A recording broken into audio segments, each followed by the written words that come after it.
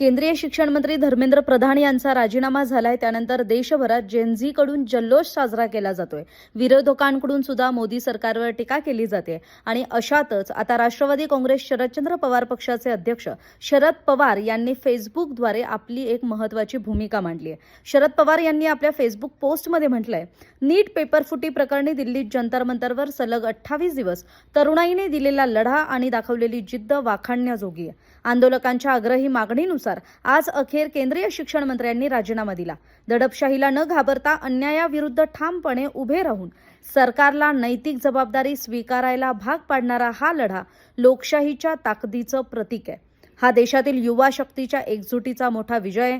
तसंच विरोधी पक्षातील प्रमुख नेत्यांनी ज्या पद्धतीने देशातील युवकांना नैतिक आणि संसदीय पाठबळ दिलं त्याबद्दल विरोधी पक्षातील सर्व खासदारांचे मनःपूर्वक आभार।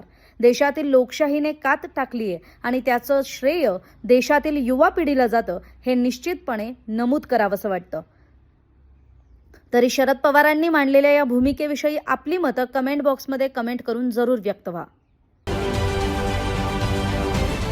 महाराष्ट्रातील सर्व बातम्यांचे विश्वासार्ह व्यासपीठ सकाळच्या सर्व सोशल मीडिया प्लॅटफॉर्मला लाईक, फॉलो आणि सबस्क्राईब करा। तसंच सर्व नोटिफिकेशनसाठी बेल आयकॉन प्रेस करायला विसरू नका।